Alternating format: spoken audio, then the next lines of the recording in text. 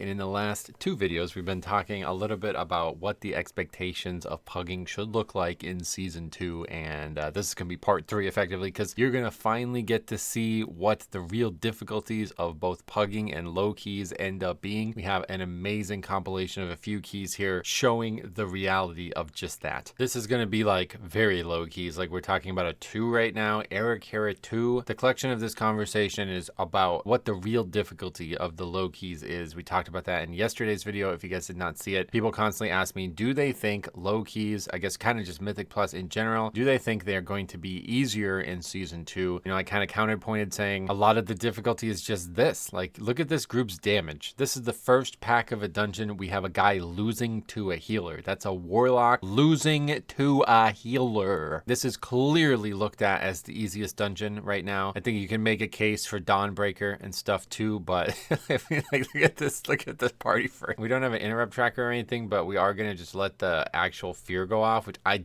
think I literally have never seen that go off. I don't think I've ever seen anybody get feared on this mob. Again, you can see the damage, guys like struggling to beat the actual healer, the warlock there, and then we got just the affix as well as maybe what's causing the issues. I don't really know. Things like this are why Plater are so good. Things like, or add-ons in general, are why they're so good, because it helps you know that these things are mandatory. Like, you genuinely could not miss that if you had these add-ons. It would be so obvious, right? And here's exactly what, look at the conversation going on in the chat right now. You have two people, again, the guy is losing to the healer, talking about this. Who's gonna dispel the fear? Now, these guys are from the same realm. I bet they're in Discord talking about this. This is a Ara Kara 2, and you have two people talking about dispelling an interruptible spell.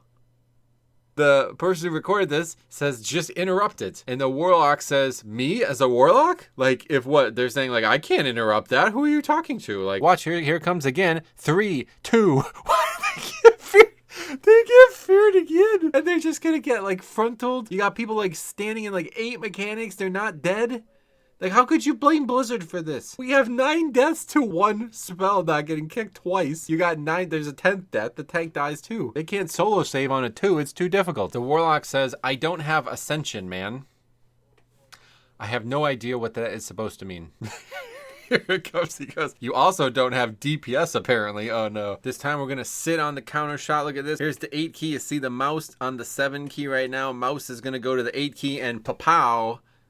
The interrupt has happened. We didn't wipe this time. So we're going to pull this boss with sub 20 minutes left in the time. It's pretty insane. We do Bloodlust. I mean, the damage in the group, even if you look at how bad the warlock is, it's still like fine. Like, things are dying quite fast. You just have absolutely no concept of mechanics, as we see there. Watch it again. We have Slappy Hands on the Death Knight, just going to grip one of those crawlers in. I mean, that one's like not as big of a, I mean, it's whatever. It doesn't even wipe them. Doesn't, look at how little damage everybody is taking. Everybody's surviving fine. Like, it's not even that big of a deal. Second death on the fight melee is kind of just like brawling, kind of doing a little punch out. Healer maybe a little struggling too because of the situation. You got to move as well. But yeah, these ads are just not dead. I mean, they're just not dead. Like, it doesn't even, and then we aggro trash too on top of that. So the ads are just not killed, and the boss is now killing everybody else because of that. The tank who gripped the spider into the boss said, healer, question mark, question mark. Warlock says, where is healer and why not killing small spiders? Great question. It's going to be a lot harder if you don't have the healer in the group. You won't have anybody to compete with on the DPS chart. The freaking warlock says, we leave. Not healer, not fun. Let's take a look at another Ara Kara 2. This time, fear's getting kicked. Going much, much, much better. This should be a much more normal group. You would expect this one to be more the reality of what the lower keys would look like. Like, everybody's solid, everybody's stable. So this time, 0 deaths leading into the boss. A much better group, you would say, overall. Here comes the ads. So again, probably a low-key trap. A lot of people are struggling with this mechanic. Doesn't look like a lot of attention's being paid. We got the kind of the backpedaling mage just throwing standard ice lances at it. These two over here at like full health. Frost Death Knight kind of just sitting there auto-attacking the boss. So yeah, kind of just chaining sets. So we're going to immediately to the second set now. Getting a little out of control here. Still got one lingering after the previous set. And now the next set is spawn and the tank is standing literally right next to them.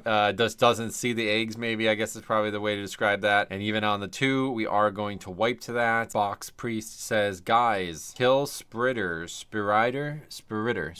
kill Spiritter. Definitely not great damage to the spiders. And then the tank who drags the boss on top of the eggs and wipes them says, sorry, I don't have time for this. This is a really good example of what I expect the difficulty of the low keys to be, though. Like, it's very rare to see a group that physically cannot process and survive the mechanics. I think that's heavily aided by the fact that the content is just that easy. You saw their like really poor DPS overall, poor focus on the mechanics, and they still pretty much survived it until critical failure came from the tank. But now we're going to take a look at this run. I'm going to show you guys this here. The title of the video is called Wipe Fest. As you see, 50 deaths. This is a 4. Wait till you see how it goes down. We're starting up with a Necrotic Wake 4. Mage is like dying. I don't know what he's dying to. That's a little scary. Whenever you see somebody losing to world content, we're going to get summons out, and as we do, this is the healer whispering unprovoked, totally unprovoked, saying, I've done a 5 before, but it was a whole pre-made group. So they waff out pretty much the whole time. I don't know what that, I guess watch out. It means like they're very aware of mechanics. There's a whole pre-made or something. Okay. And this is not US Ragnaros before all the comments come in, by the way. This is Ragnaros EU. So yeah, healer's basically like, hey, I kind of suck. I'm just letting you know I suck. That's kind of what that means to me. Like if somebody whispered me that, I'd be like, okay. This is funny comment though in reply. No stress. If we wipe, shit happens. Unfortunately, not how it unfolds. Kind of a non-committal start, I think, like pulling only up to this point. I think maybe on lower keys, it might sound a little safer, but then we're just like going really Berserk's mode here. I think if you're going to do this, you want to just do this out of the gate, maximize everybody's CDs. Like actually look at the group, right? So much different than the previous one. We exhaust pretty much all of our readiness on the first pull, and now the second pull's looking really sketchy. Healer's like hardcore struggling, 400k HPS during all this time, and another patrol coming in here, but yeah, just gonna go down kind of just to a lack of healing, I think.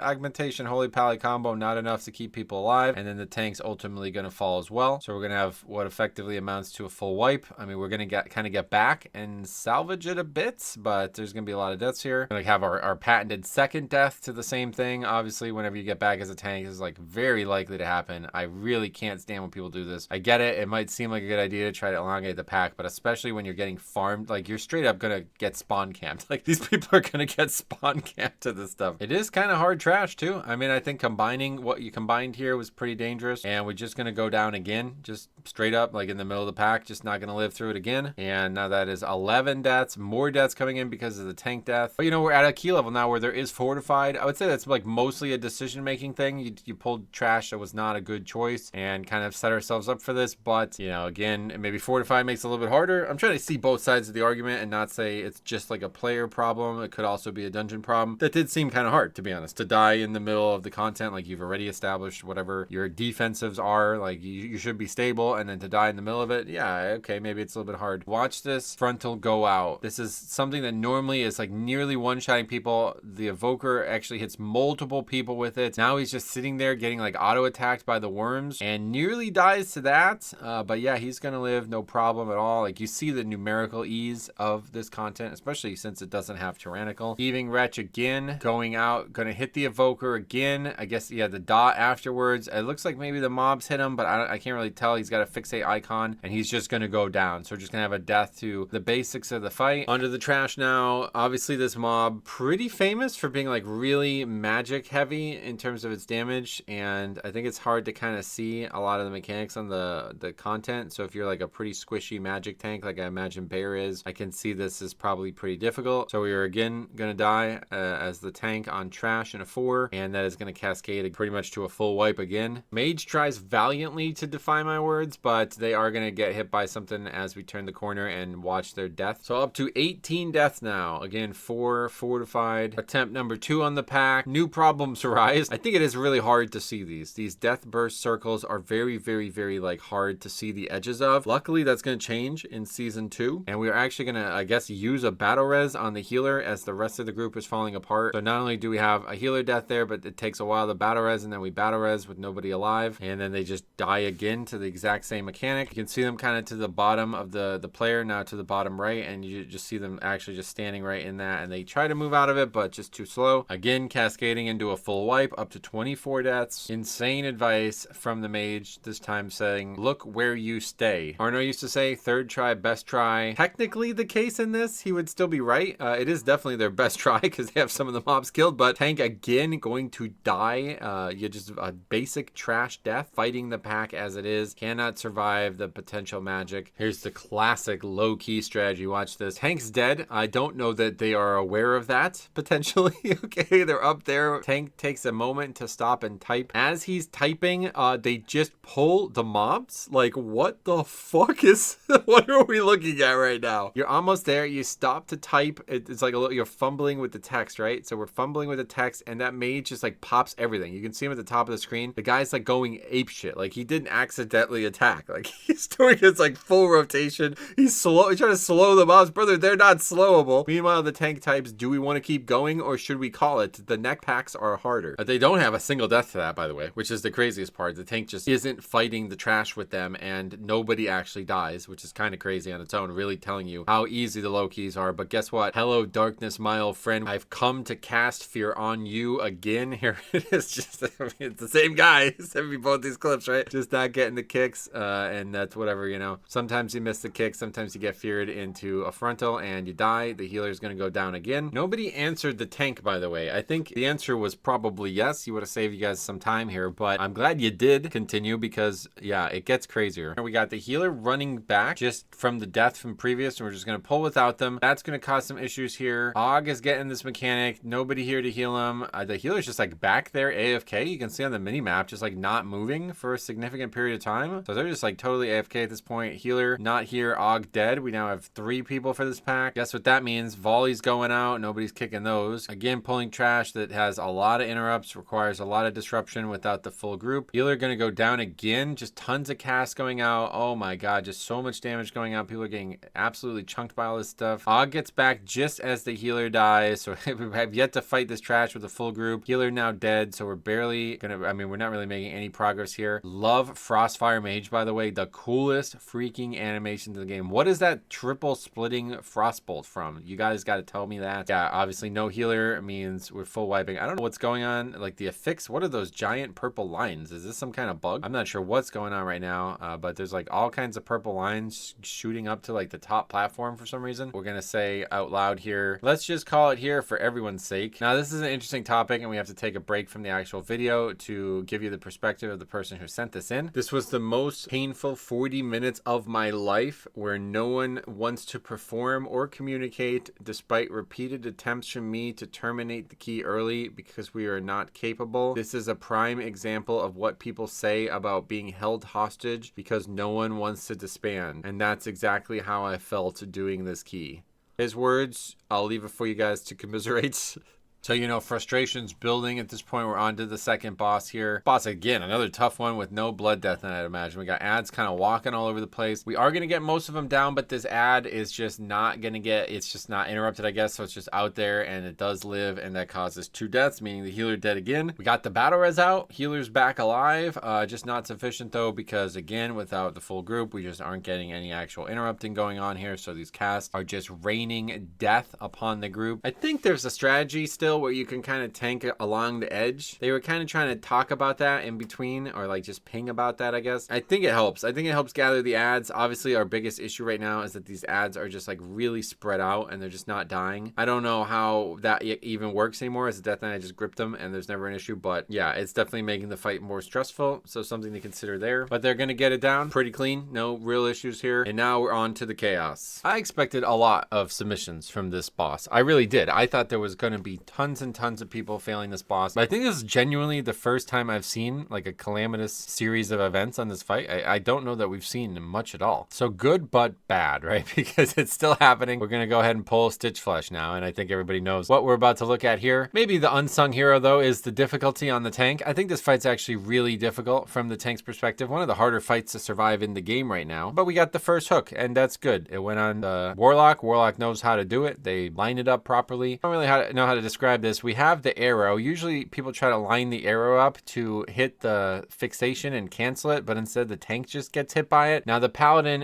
is bubbled as it starts. Let's rewatch that. They're bubbling at full health. They have like 0 mana as well. I guess we pulled it with like no mana or something like that. No mana, the bubble ends, and then they just kind of get an auto attack to death here. It makes me wonder, like, did they bubble to try to do something, or was it a misclick? I have no idea, because the bubble is super early. If it was just like 3 seconds later, this would have been super clean, and we would have probably killed the boss here. But healer's gonna go down again with 0 mana. Stitchflesh is getting punked, dude. Like, look at the damage. Like, they almost one-phase this, right? But they don't.